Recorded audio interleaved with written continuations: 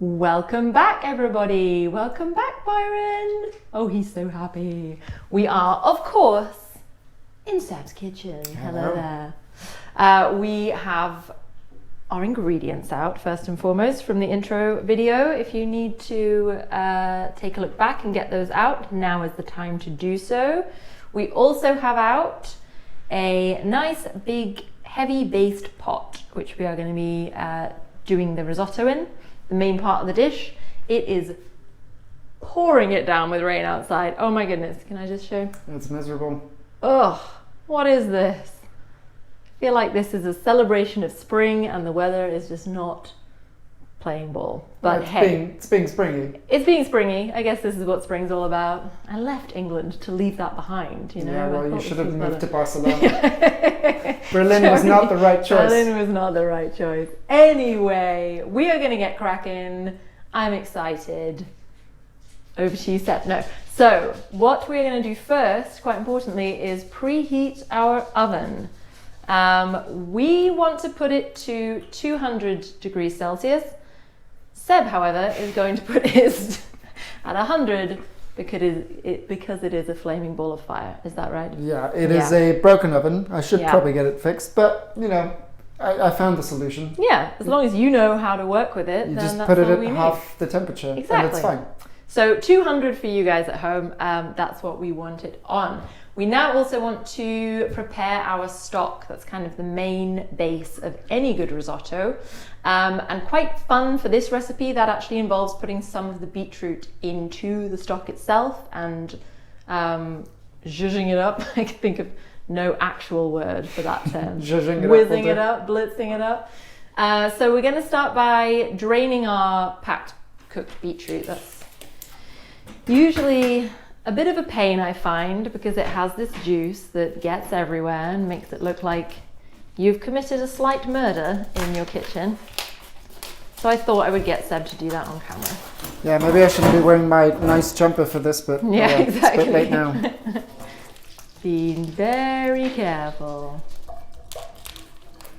And then you have to figure out which chopping board you want to put it on that you don't really mind being stained for a little while. Oh well, I guess you don't really have to deal with that problem then.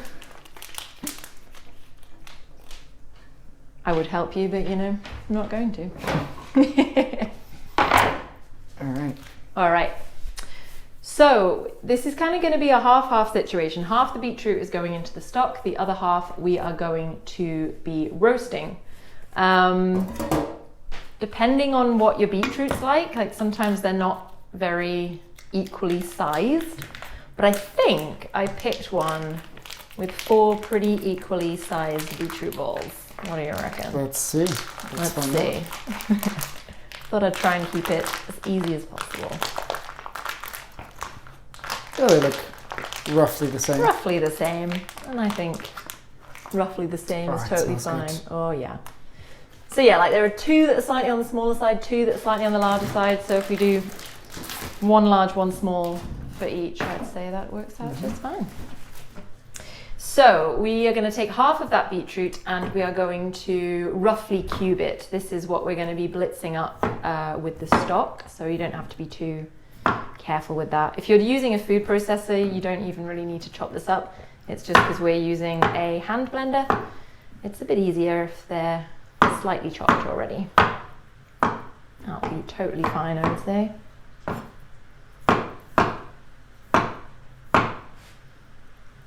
I just want to eat the cubes already. Very good. Jealous. And then we actually need out another smaller pot for the stock. It's going to need to fit just a litre of water in, so I would say that's perfect. And we can get that stock on and warming up already. So a litre of water is going to need to go. I'll just measure it out. Yeah. Can you actually use your kettle to measure out water? Mine is, that's handy. I don't really have anything else to measure water, so it's kind So later when I tell you that we need 100 mils of wine, we're just going to be eyeballing that up. That is going to be problematic. It starts off at 600 mils, where I think we can eyeball the wine. Yeah, I think so. It's basically like half a cup. And also, Okay. you can't put too much wine in, I don't think. So 1 litre of wine into the pot. Wine? Clearly my brain is already on the wine. 1 litre of wine, what a wonderful thing. 1 litre of water goes into our saucepan there, and then we're going to add our dried veggie stock. So ours is a 1 heaped teaspoon per 250 ml deal. So that's 4 heaped teaspoons, is that right? That sounds right. I think it's leicht gehäuft, so maybe do the next 2 or 1 like not so heaped. Very good.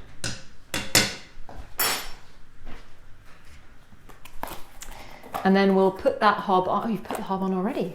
Sneaky. Already done it. So well, I guess that step was going to come. You anticipated that step. Very good. Somehow. If you at home did not anticipate that step, now is the time to put your hob on. We probably want to put it on like fairly high just to get it up to a hot temperature, get it simmering. And we can chuck that beetroot in straight away, actually, our cubed beetroot. I guess it doesn't really matter, does it? Like, it's all, we want it all to be liquidy anyway. Lovely. And then I would say once that has warmed up a bit and the stock, at least for us, has dissolved, that's when we're going to blitz it with our hand blender.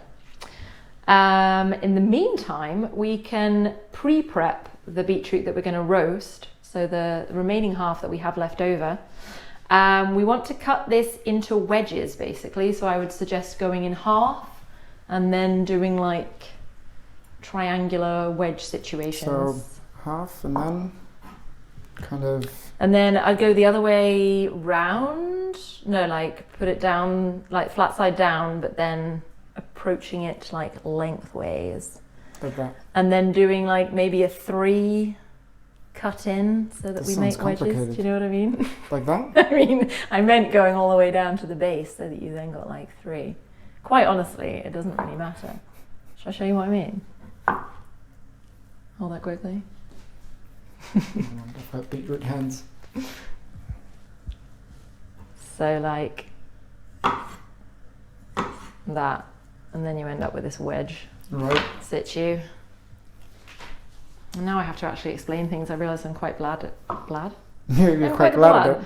I'm quite bad at explaining how to cook, which is a problem when you're doing a cooking show. When you're doing a cooking show on YouTube.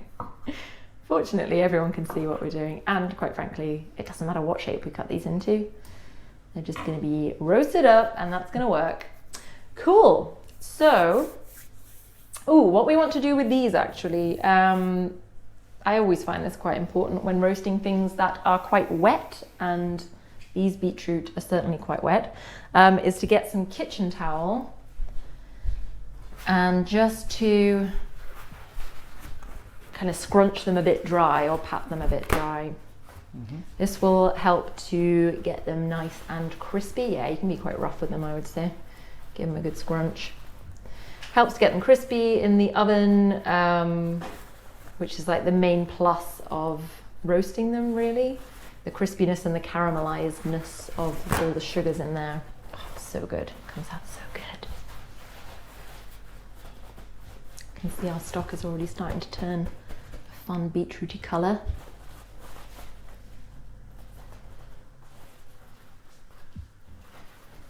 Beautiful. I would say that is plenty.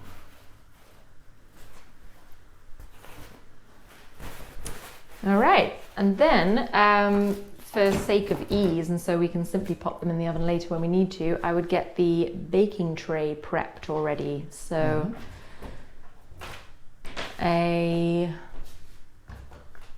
it's probably heated up a little bit by now. Just that and put some paper in there. Is there somewhere to put it out of the oven while the oven heats up? Could we put it by the sink maybe? Yeah. So line your baking tray with some baking parchment.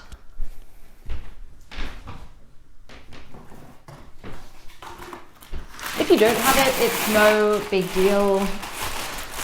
It'll just be a little bit more cleaning up to do later. It doesn't really affect the outcome at all.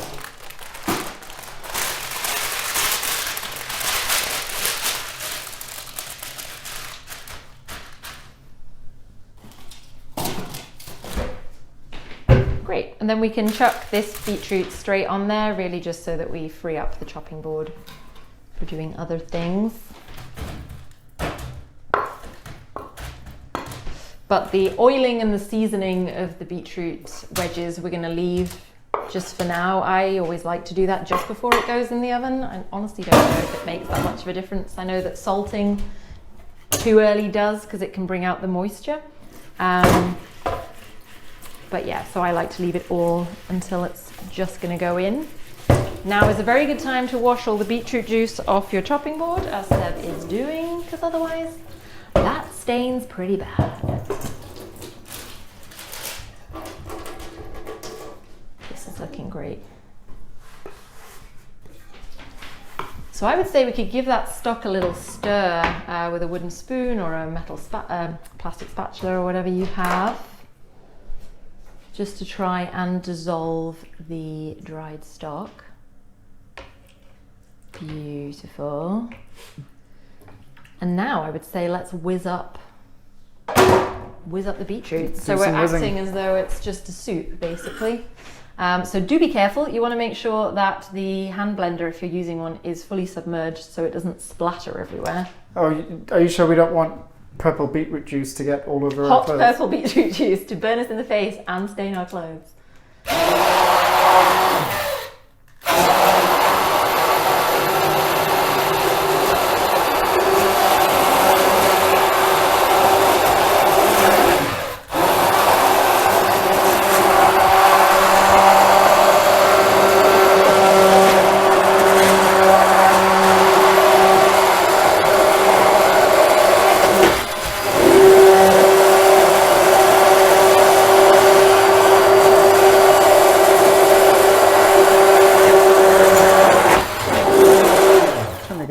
Various bits of beetroot. Yeah, sometimes you have to kind of Hunt go them. down on them.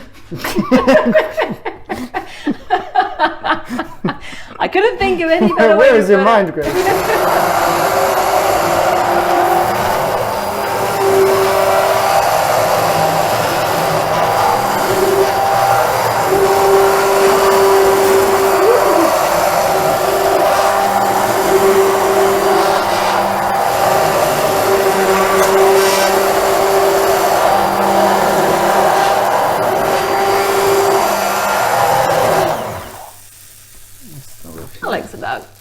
Oh, you've got one bit stuck in there. Just gotta go down on some more beetroot. We've all been there. Alright. Right.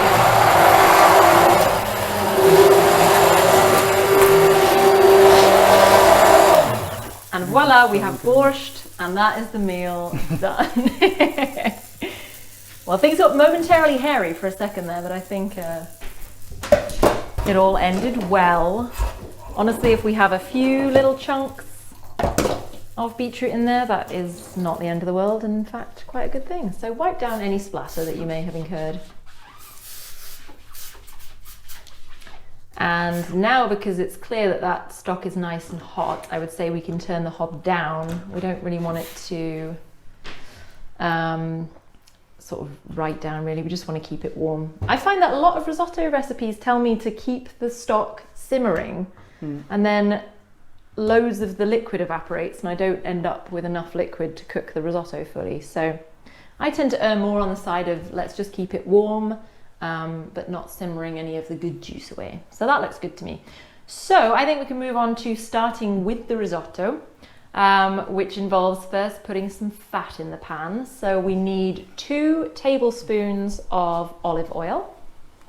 Should I measure them out or eyeball them? As you wish. I think you're more of an eyeballing cook, so I wouldn't want to deprive you of that. And then our butter, for us, this is hiding behind the kitchen roll there. We're going to put half of that in there. The other half is going to be stirred through at the end. So this is 15 grams of butter. Honestly, you don't have to be too accurate with it. I don't think even we are being too accurate with it. We didn't measure that out. Nice. So let's put this on a low heat because we just want the fat to melt for now. Because while that's melting, we are going to chop up our onion. So clear off our chopping board. The onion is just behind you.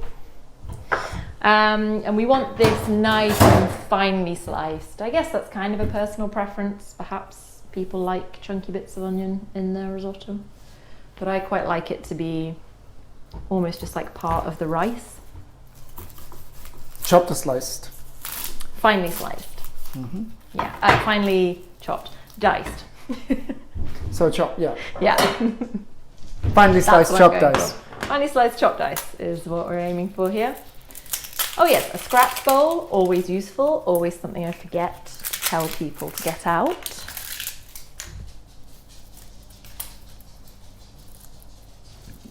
Byron has left the building. Maybe he went to fetch his rabbit ear. Oh, I can only hope. The viewers need to see what I've been dealing with. I mean, it will never be worse than when I stayed the night on Seb's sofa and was sure I could keep smelling this awful putrid smell of rabbit ear, and then discovered that there was not one but two rabbit ears buried down the side of the sofa, i.e. right next to my head where I was sleeping. It's the stuff of nightmares. This onion chopping technique of going down at an angle rather than across is something I have adopted from your teachings. How do you mean? So you go, once you've cut all the little strips across, instead of like trying to awkwardly cut straight across the onion, you go in at an angle. Oh, right, yeah. And I hadn't seen that before, and that's a really good trick, I thought. I think that's pretty standard. You mean like when you do this? Yeah, exactly. Yeah. It just seems a lot more. I think I got that from Jamie. Good old Jamie. Good old Jamie. I think it's been about 2 episodes where we haven't mentioned Jamie on this, so it was about time we came back into the mix. Yeah. He's found that ear. Meanwhile, the sun has come out again. What on earth is going on?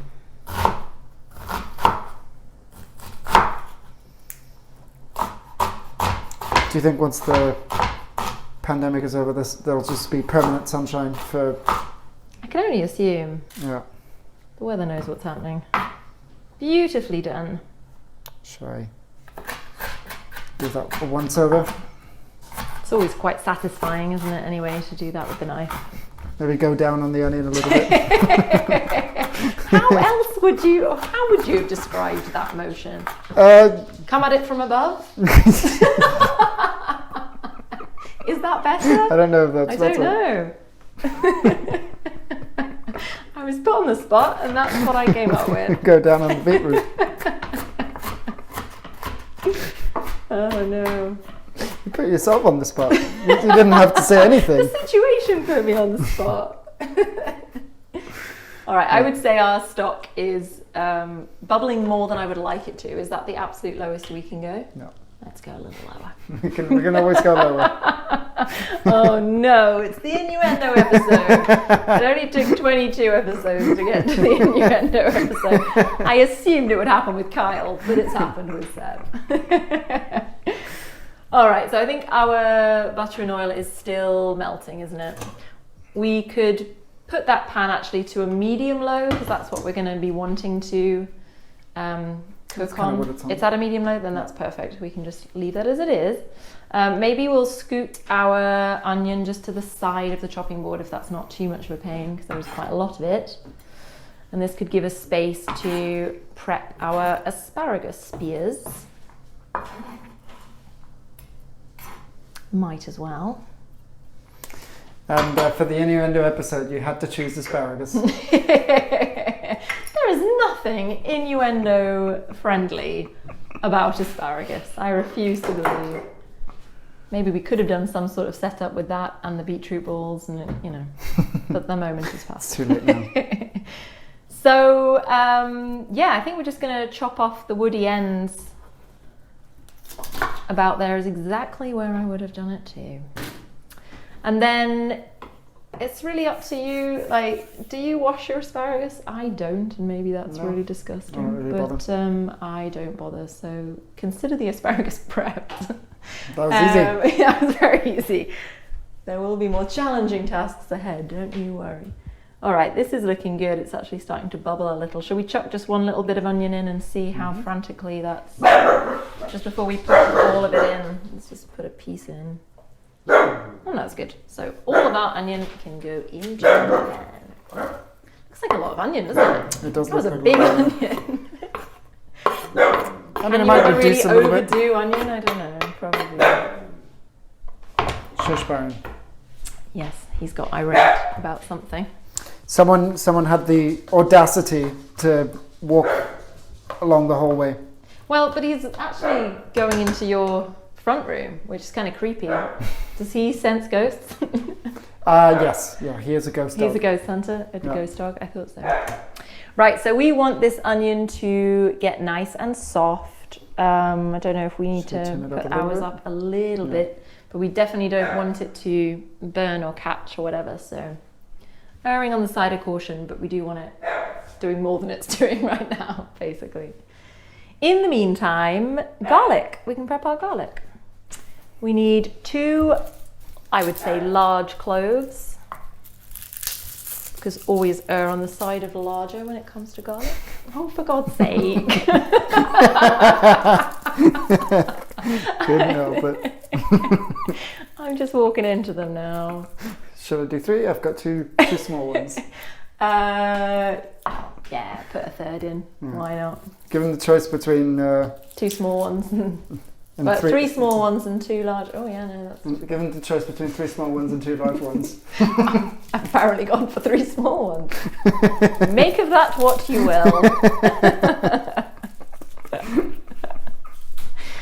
Oh no. I'm just really bad for accidentally creating innuendo as well. My school time friendship group will attest to that. So I can hear that our onion is doing something, which is very good.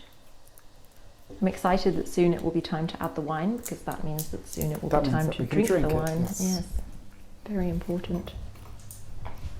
So how's your lockdown cooking been going recently? Have you been doing a lot? Has it been petering out? You're working now. So I am working.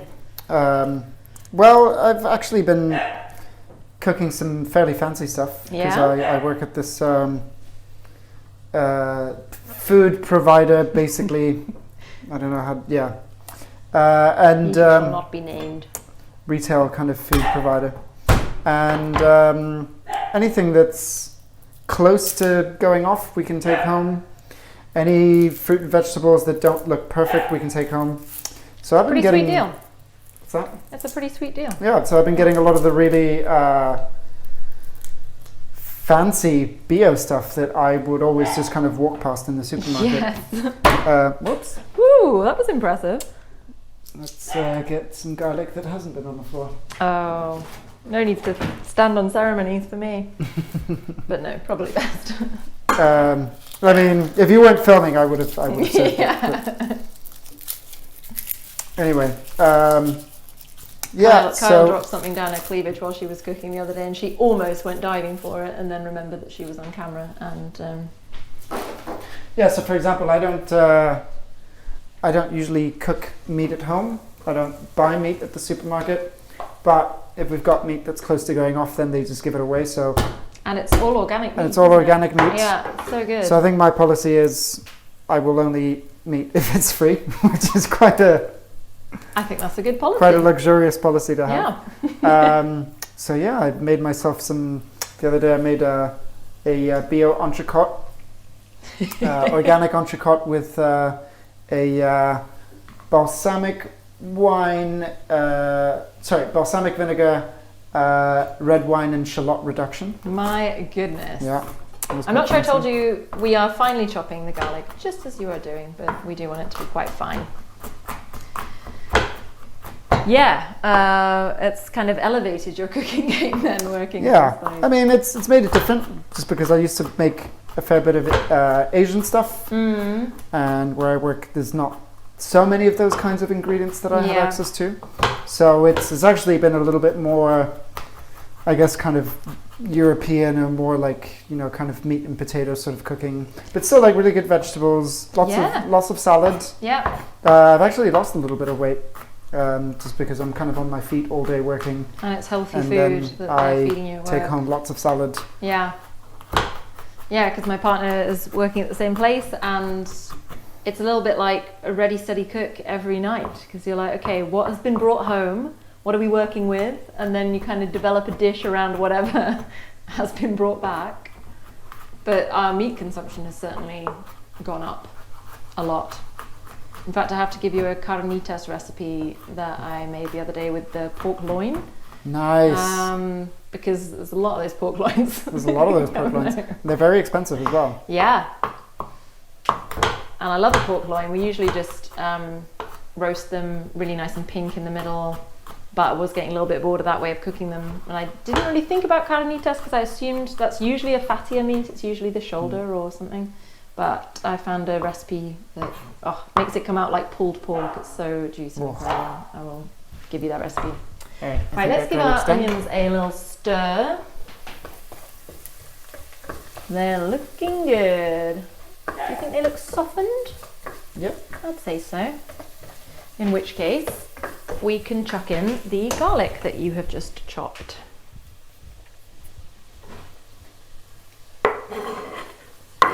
Get ready for very good smells. Always. Oh yeah.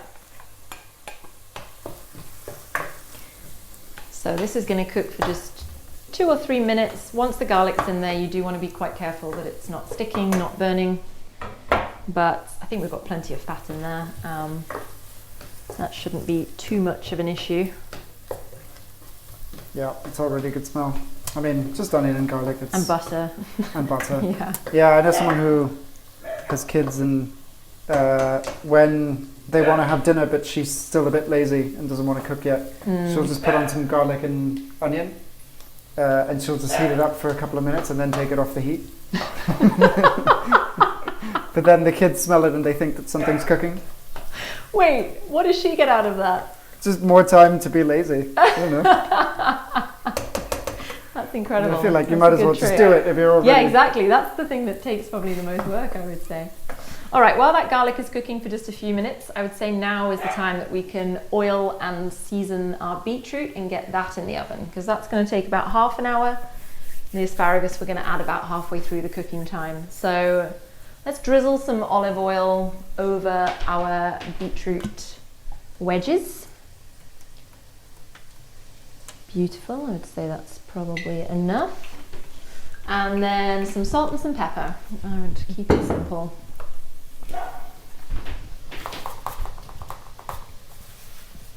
If you at home are sort of wanting a rough measurement, I would say probably about 1/4 teaspoon salt. And I'm pretty liberal with the pepper because I love pepper. And I think earthy beetroot can take a lot of it, but that's kind of a you do you thing.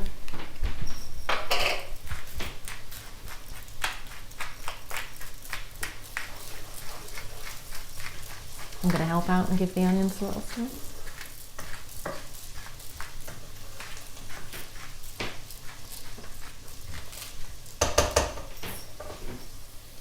And then I would usually probably use my hands to make sure that they're all nicely coated in the oil. Just kind of rub it around.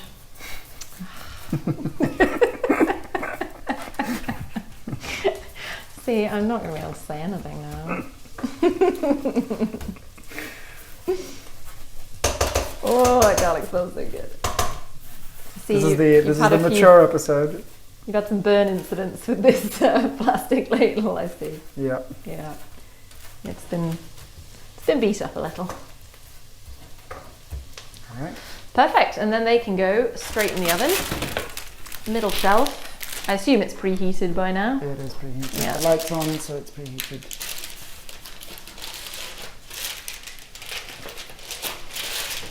Whoops. Got an overflowing paper issue, but very good. Yep, and that is going to be in there for 30 minutes total, but like I say, in 15 minutes we are also going to add the asparagus. I'll also keep an eye on it, and if it looks like it's scorching, Yes. then Scorcho. We don't want it scorching. All right, the garlic has definitely been cooking in there for long enough, so now is the time to tip in our risotto rice. 300 grams. We already have it measured out. All of it goes in. And our sprig of thyme. There you go, sir.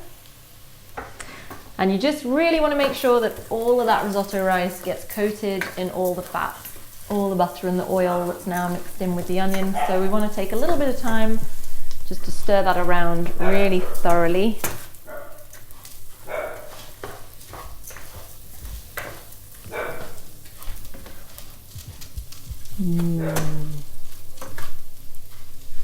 Beautiful.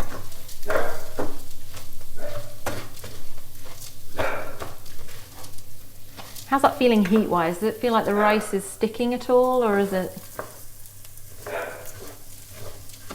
It's kind of a solid medium, isn't it, that we've got it on at the moment? Because we're about to add the wine, and for that we probably want it a little bit hotter so that that bubbles off. Yeah, you always want to do this with risotto as well. Heat up the rice just before you add anything, because it releases the starch in the rice, I think. Ah, is that why? I'm not a scientist, but I think it sounds good. it sounds sciencey. And This is what you always do, yeah, and I'm pretty sure that's why. I'm into it.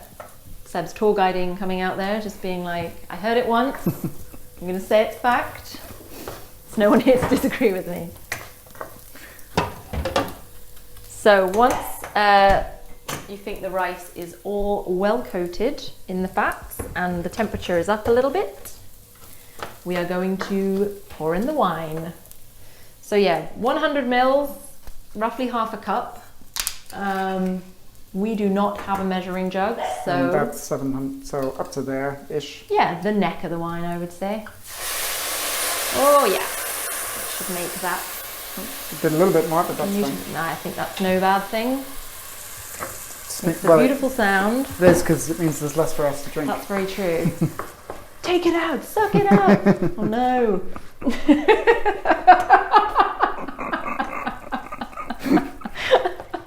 You just can't help yourself. I really can't. It's a problem. So we're going to let the alcohol evaporate off that just for a couple of minutes, 1 to 2 minutes, leaving it on high, which gives us perfect amount of time to get some glasses and pour ourselves some wine, I would say. I don't have any wine glasses It's anymore. going to be an interesting array of glasses. A jar and a Berlin Beer Festival glass. So this is the... Hey, we work with what we've got. This is from a strawberry theme park. That's so sweet. I would love to have the jar. It would make me feel very hipster. This is what they sell beer in. So for those of you that don't live in Germany, Carl's every summer sets up strawberry stands. And they have their own... Oops. Oh yeah, turn that down a we should little check that it's not sticking. You can always add a little bit more wine if it is. Yeah, so Carl's is a strawberry distributor, and they have their own theme park. Incredible, because like strawberry season actually, it kind of perfectly overlaps with spargel, with the asparagus season. Yeah, pretty and much. So it's just a great time of year basically. Everyone's excited. An entire theme park. So, dedicated to strawberries or just run by the It's strawberry Carl's like Erlebnisfeld or something like that. There's like a strawberry roller coaster. You can buy lots of strawberry. All right, things. this is definitely absorbed, isn't it? So we can turn this back down to a medium. I apologise to everyone at home if they're working with slow to respond hobs. That can be a bit of a pain. Excuse me. Cheers. Oh yeah. A classic Sauvignon Blanc. And now begins the stock ladling. So yeah, we want to make sure that the temperature has gone down to a medium because we don't want this to just evaporate off straight away. But we are going to add our first ladleful. If you don't have a ladle, then just a small cup you could use into the rice. Beautiful. Give that a good stir around. That should also deglaze any bits that might have got stuck during the last. And at this point actually is when a lot of risotto recipes suggest to do the first seasoning. I'm not entirely sure why, but I do that. So I would suggest adding just a little bit of salt and a little bit of pepper after your first ladleful. Maybe it helps to kind of bring out the flavors as it cooks. Yeah, I mean, in theory, if you kind of season it as you go, like, so it adds layers of seasoning if you do it at various different times during the process. In theory. Now, if you cooked me this dish with all of the seasoning going in at the same time, say early on, and the seasoning being layered in at various points, would you notice? Would I notice the difference? That's Probably not, but that is a thing that chefs say. There you go, and we believe them, because who are we to say otherwise? So once all that liquid has been absorbed, then the next ladleful goes in, and this is what we do now. This is our life now. Nice little chunk of... nice little beetroot chunk there. Nice little beetroot chunk. That's totally fine. We might end up needing to add slightly more liquid at the end if we're overly chunked. But I think it should be fine. So this is why, yeah, a lot of people say that they just don't have the patience for a risotto. When I say a lot of people, I'm just talking about Kyle. She said she didn't have the patience. Doesn't have the patience for risotto. Yeah. And just put on a podcast. Well, exactly. Chat with your friend. But again, this is really like what the whole premise of this show was about. It's encouraging people to take that time, and I think a lot of people don't see that as relaxing time. Whereas I always have. But I do think it's different. Like, I've had the luxury of living alone and then living with a partner, and you can quite easily just do your own thing, or shut the door and do your own thing. I know that my sister tried out one of these videos, and she has 2 young children, and she was like, well, that was impossible. And just the idea of being able to dedicate that much time to cooking might seem a little bit impossible. But we don't have that issue, right? We don't have that all issue. the time in the world. We're making the most of it.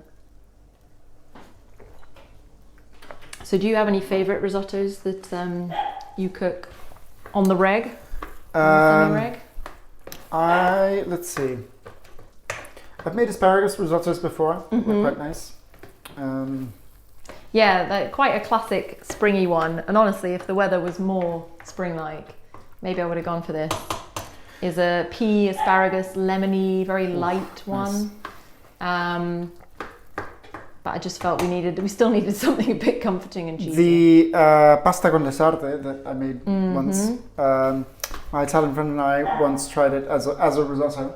Same thing as a risotto. It wasn't bad. I imagine fishy, well, I was about to say fishy risottos will be quite intense, but I've just described a paella basically, haven't I? That is a fish risotto. Well, and so much more. Except you don't stir it. Yes, true. I was making a paella for a couple of friends because I got given this as a Christmas present. Yes, so then I had a couple of friends over for dinner, and I made paella, and one of them's Romanian, and she was kind of like looking at the paella and going like, "Oh, it looks really good," and then she started taking the spoon to stir it. And I just went, no! Step away from the paella. Cardinal sin. Yeah. They even have a name for the burnt little bit at the bottom. Oh, what's it called? It's called socorrat. Oh, the socorrat is the best bit. which you also have on like Persian baked rice dishes. But I'm sure it's called something completely different, obviously. So yeah, sorry, I just stopped any kind of instructions here, and I don't know if I was clear enough with what we're doing here, but we're basically just adding the stock a ladleful at a time, stirring pretty continuously. Obviously, you don't have to be too crazy about it. If you need to step away from the hob, that is okay, but continuous stirring is kind of the name of the game with a risotto. Yeah, until all that ladle full of liquid is absorbed, and then you add the next, and so on we go until it's all done. Yeah, whoever told you that with risottos you need to stir constantly like a madman is a liar. Don't believe them. You get this image of like someone trying to make, like a roux pastry or something, and that's definitely not necessary. You do stir it fairly frequently. Yeah, but I would say that purpose is more to make sure nothing's sticking and that you're distributing the liquid properly, that all the little rice kernels? Yeah. Rice grains. Thank you. Are getting the same amount of moisture. It's also important wine drinking that you need to be doing. Well, exactly, and this is why it's such a good thing, and maybe in fact that's why wine has always been a central component of risottos, so that people have something to do. Not that you need any excuse to open a bottle of wine, but still. Yeah, I'm not sure. I wasn't sure about this Sauvignon Blanc for risotto, actually, just because it's so flavorful. It's quite gooseberry-y, but it's my favorite white wine in Edeka, and it was on offer, so it was kind of a...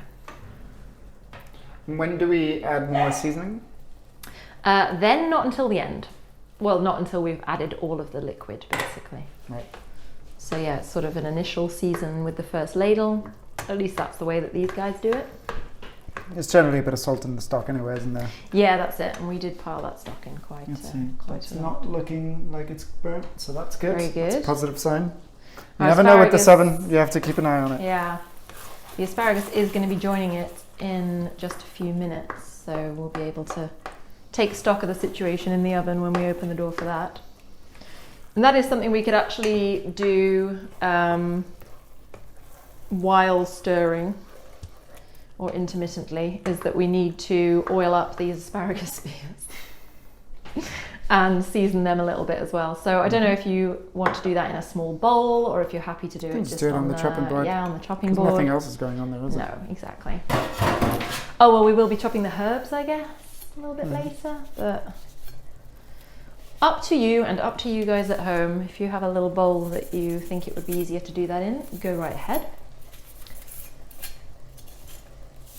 I actually tend to just pour the oil into my hands and then into your hand. And then it is quite sexual, really. I mean, now it's not even innuendo. Now it's just you're just oiling up your hands. Me oiling up, feeling up the asparagus. Yes, that's exactly what I do. I like to get a little bit tactile with my food,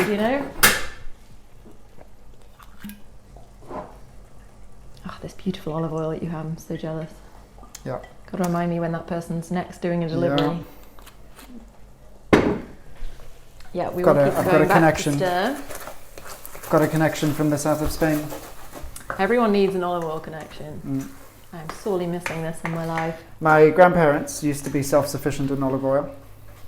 Well, they made their own. They had a holiday house in a small town called Morro d'Alba, which is close to Ancona. The Italians call it the wrong coast. The wrong coast? Yeah, because the nice coast is the one where Cinque Terre is on that side. What's left on the map again? West. So it's the east coast of Italy. Right. And that's kind of the beaches. I automatically want to live on the wrong coast or visit the wrong coast. It's just because the beach isn't anywhere near as nice. Right. But it also means less, fewer rich people with yachts. Yeah, that's got to be a good thing. More normal people. Yeah. They used to have a holiday house around there. And they had a beautiful garden with some olive trees. Gorgeous. And basically there's a local wine producer, wine merchant. So we're just seasoning our asparagus who also had an olive press. So they would just take their olives to him, and he would press the olives, and they were self-sufficient in olive oil. That They dream. would get out of, I can't remember how many trees they had, maybe 4 or something like that. But they had enough olive oil generally to get them through the year. That's incredible. Yeah. Yeah, so I'd say now we can salt the asparagus spears a little, and then we can get them straight in the oven, because that is the 15-minute mark that we are now at. I think with the top, like the salty goat's cheese and the salty asparagus spears will bring a lot to the dish, because it is very sweet. The beetroot and the beetroot stock. So don't be shy about the salt with the asparagus. Yeah, so I would say we can add it to the same tray that the beetroot's on, just as long as we make sure they're spread out fairly well. This is looking all right. It's looking good. And play a little puzzle and try and place them in between the wedges.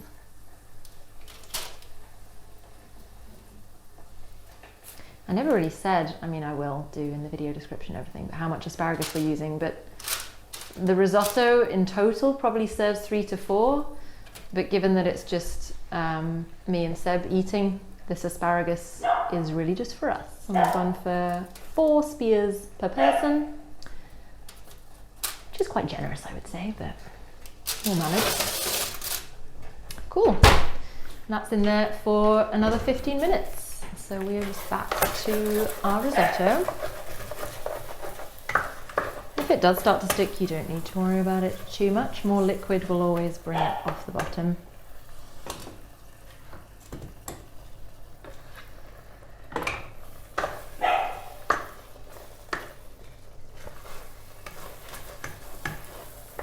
Beautiful. I wonder what an Italian would think of this dish. Maybe I'll have to ask my Italian friend. I think you should. Because I don't know if beetroot risotto is really that typical in Italy itself. I doubt it. I feel like beetroot's not really found in Italy that much. Is it? Or maybe I'm wrong. I don't know. It might be a little bit sacrilegious, this dish, but that's fine. It could be. I mean, it was created by 2 Northern Englishmen, so. But you know what? They know flavours. And these flavours certainly work together. Sometimes I do feel if you have a nation that is so like rich in tradition with its cuisine, it can hamper or prevent any kind of experimentation with certain flavours. So. Like the whole you can't pair fish and cheese thing. Where do you think that came from? I think that's yeah, I don't know. But yeah, that's very much like if you have any kind of fish pasta, you don't put cheese on it. Yeah. They do it Vapiano. Well, one of my favourite dishes is salmon with leeks and cheese sauce and new potatoes. Yeah, that is not an Italian dish. Delicious.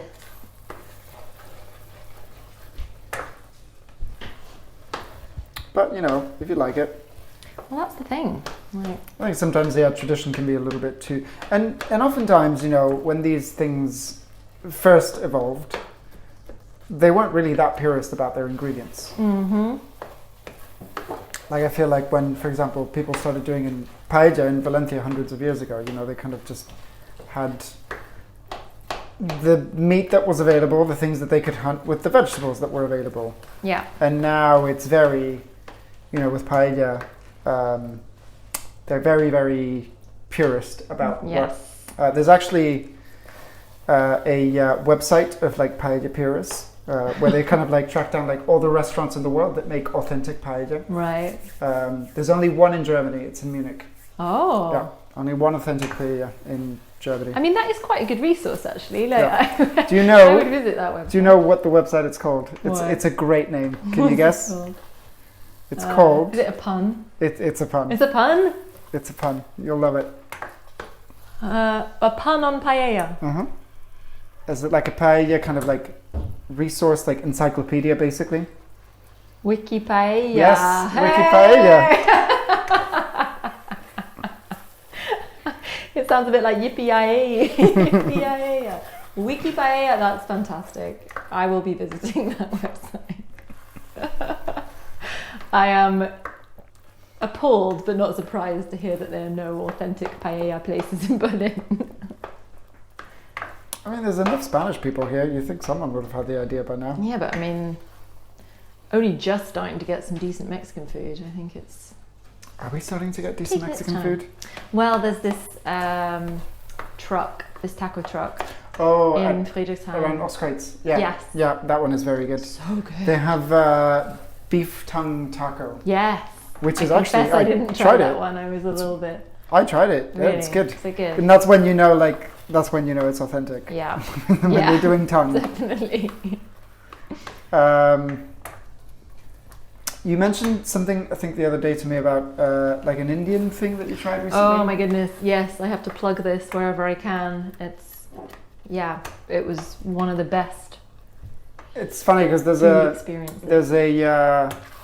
Pakistani guy where I work, and he was telling me the other day about like, oh, I've got like a couple of friends that just started this like new Indian restaurant, and it was that one. Yeah.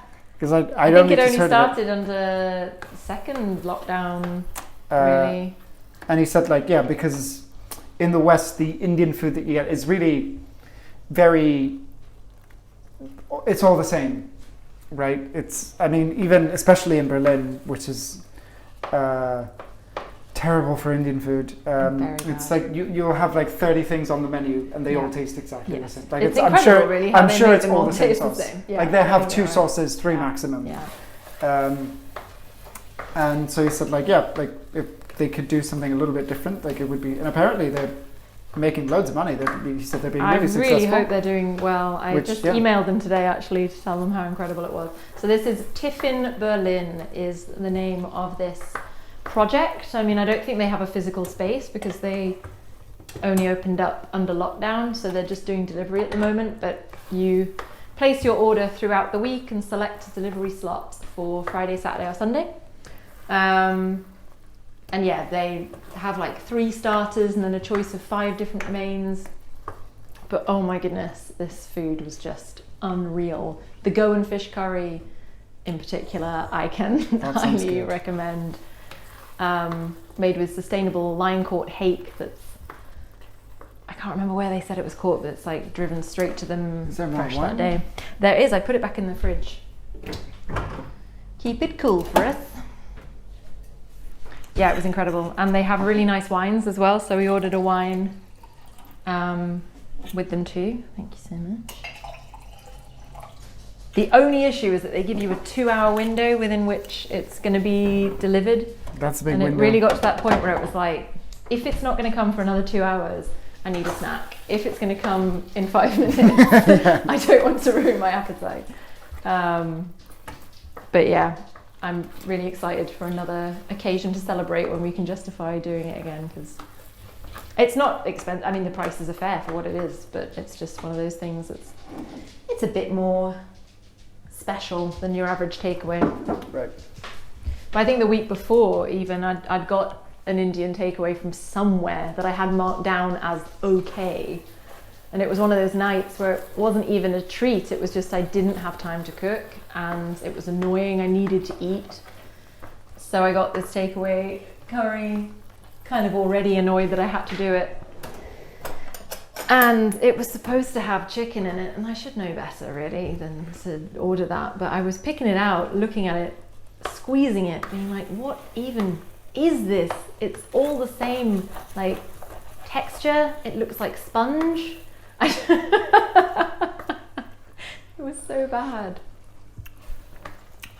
How are we doing? Oh, that's really tasty. Yeah. Rice isn't too far off. Oh, great. Yeah, I would usually get through all the liquid before thinking it was at the point, but actually this is looking more done than my rice most of the usually liquid looks anyway. at this time. That's most of it anyway. Let's make sure we get a chunk in. It's because, you see, we haven't brought it to a simmer like the recipe suggests, and therefore we haven't lost half of the stock, which is usually what happens to me. Yeah, exactly. Like it's warm enough that. Yeah, it's definitely getting to the point where the absorption rate starts to slow down a lot. We're 5 minutes off our veggies coming out the oven, which is perfect. And then a lot of the stuff for this dish happens basically once the risotto is already ready. That's when we'll stir in the rest of the butter. We do need to chop the herbs still. So we might want to prep the chopping board for that.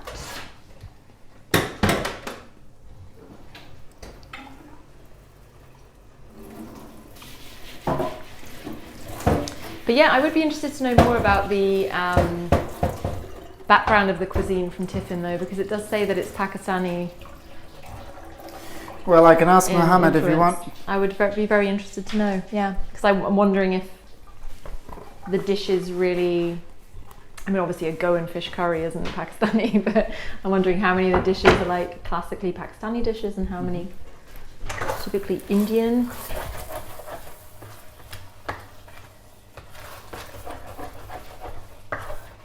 Looking so good.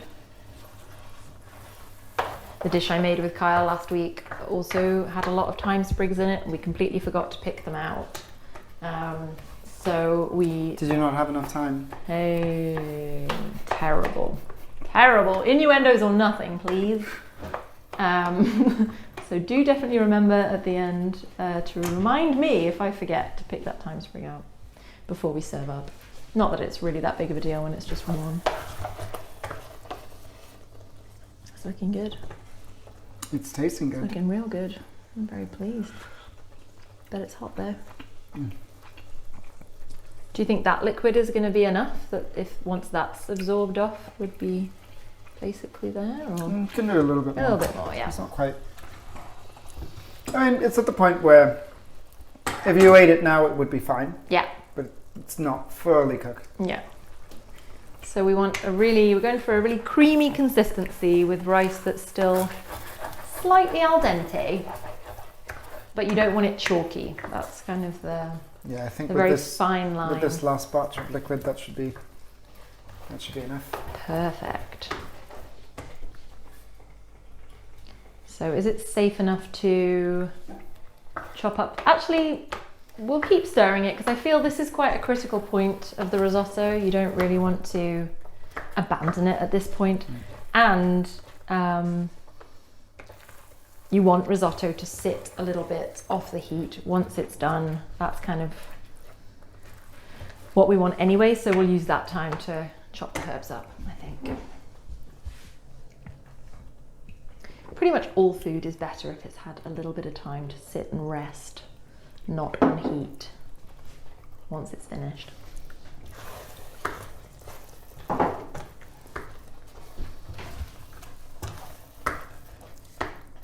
And we will need to be taking our veg out in like a minute. And I haven't quite decided whether I think we should stir the roasted beetroot through the risotto or keep it on top. What do you think? I mean, keep it on top. Keep it on top. I think so too. Just for presentation. Exactly. At the end. So, but that means we're going to have a lot of roasted veggies on top. That's not Maybe a bad we'll thing. stir half through. Yeah. Yes, and keep some of the beetroot wedges for the top. Yeah.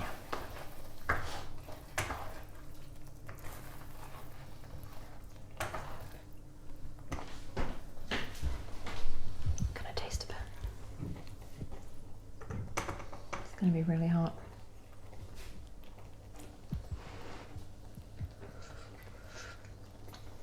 Mm-hmm.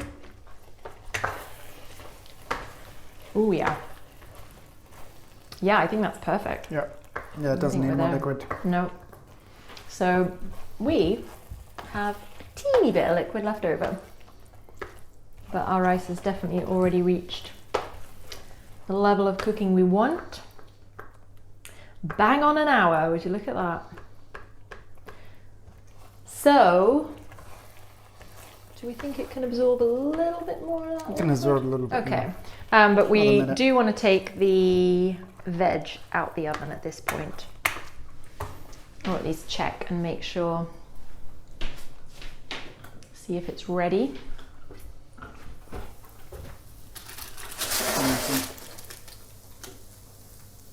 Should I try an asparagus spoon? Ooh. I will use a spoon or something. Because yeah, I mean the beetroot is definitely fine. I think these could have just a teeny bit longer.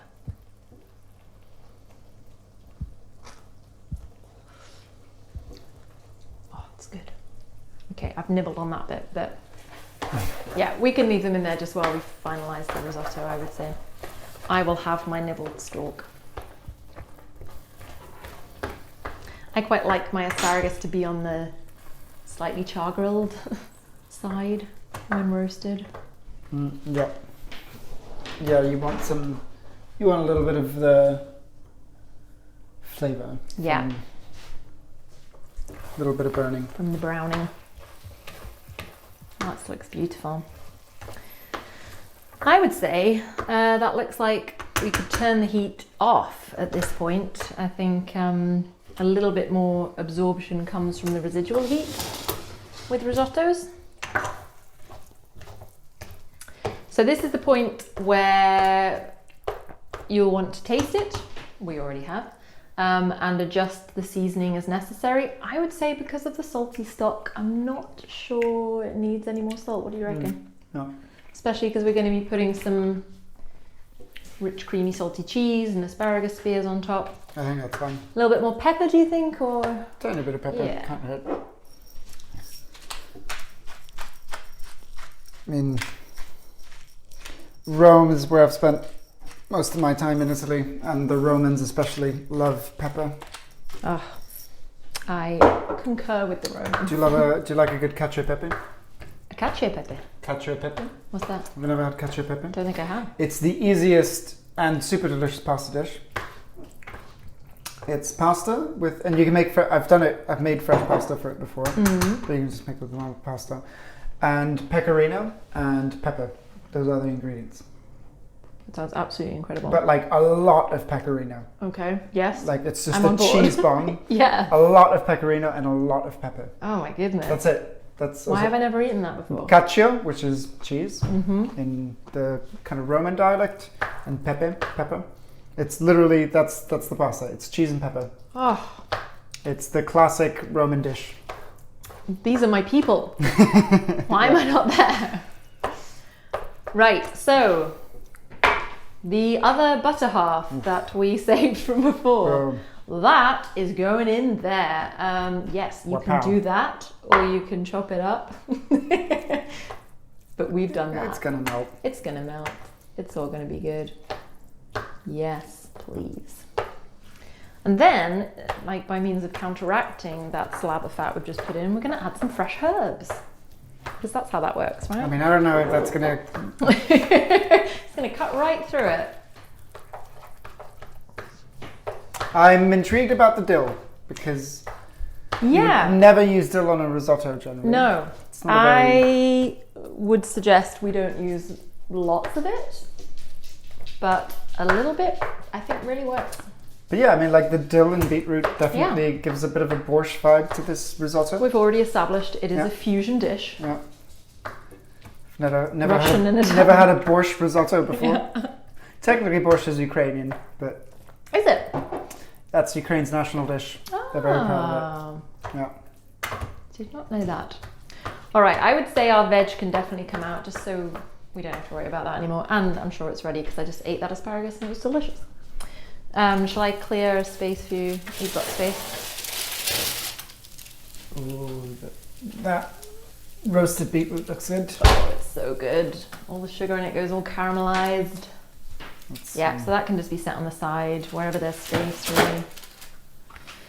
Wherever's not too dangerous, to cool down a bit. And let's chop up our herbs, because they are going to be stirred through the risotto now. So we've got ours over here. I would say most of the parsley, Most if of the not parsley. all, and only about half of that dill. But we can put it all in the same bunch and chop it all up together. Yeah, this is when I lived in Russia. There was a very important sentence that I had to learn. Phrase, which was bez ukropa. Bez ukropa. Bez ukropa means without dill. Really? Otherwise, everything just comes with dill. Yep. They put dill on everything all of the time. Wow. Like sorry. We do need to wash those herbs first. That is something that I had recommend. like once, like there was this pizzeria that we used to go to, like me and the group of students that were studying there. We had pizza with dill. No. Like they put dill on the pizza, and then one of my friends asked for next time he was like, "Can I have it without dill?" Next time we went there, and they put the dill under the pizza. What? I feel like it was really. The dill? I feel like it was really the chef just going like, "No dill, not in my restaurant." So yeah, if you ever go to Russia, I hope you like dill, because Please teach me that phrase again. bez ukropa. Bez ukropa. Is Yeah. ukropa Bez- dill? Ukrop is dill. Ukropa is the genitive, because if you say bez, which means without, the preposition bez takes the genitive in Russian. Right. We've already got deeper into Russian grammar than I ever hoped to get. In one of these cooking videos. I just want the phrase. Bez ukropa. Yep. Yeah, so we want to chop these herbs pretty fine, I would say. This parsley is really good. Parsley's good. It's very, like, it just seems very fresh, very good quality parsley. Well, Well, the dill as well. I try my best. Oh my goodness, I almost forgot to talk about the... do you go to the Edeka at Nollendorfplatz much? Sometimes, yeah. Because that's where I stopped by to get the asparagus on my way. And they have this little greenhouse inside the supermarket where they grow their own fresh herbs. Yeah, they do. Yeah, it's really the nice. most amazing thing. Sadly, I already had my herbs, or I would have definitely got them from them. That looks good to me. Mm-hmm. And we can just chuck that all... Oh, actually, before we do that, remove the thyme sprig, otherwise it's going to be much harder to find with other green things in Very them. true. So this is Seb just searching melted for in a there. thyme sprig in a risotto. It's like a needle in a haystack. Where are you? I felt like I could see it. Yeah, all I the feel like time. I've seen it the entire I time. saw the whole time. Until There it now. is. The whole time until I was looking for it. Ain't that just the way? You can just plop in wherever. Chuck them all in. And we're going to chuck in roughly half of our roasted beetroot wedges.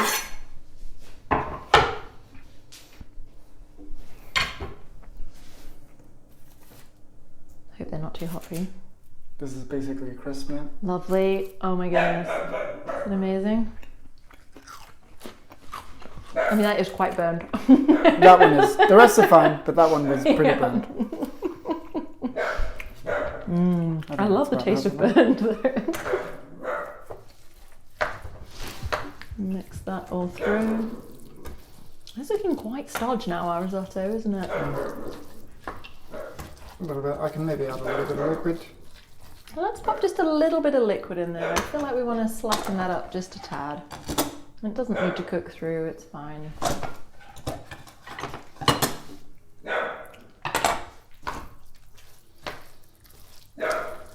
Because you want it creamy more than stodgy.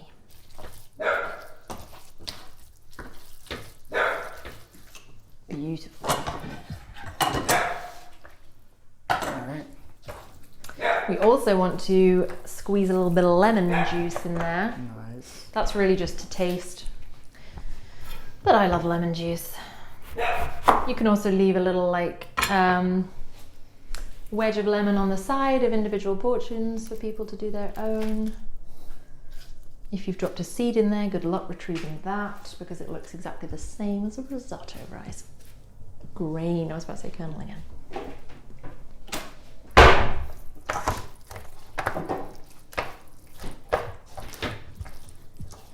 Okay. Beautiful. Basically, we're at the point where it's time to plate. The only thing left that we need to prepare in any way is our goat's cheese. Just because we're meant to be able to like crumble this on top, and I'm not sure how crumbleable this goat's cheese is, but yeah, so spoon up as much as people want. That looks perfect.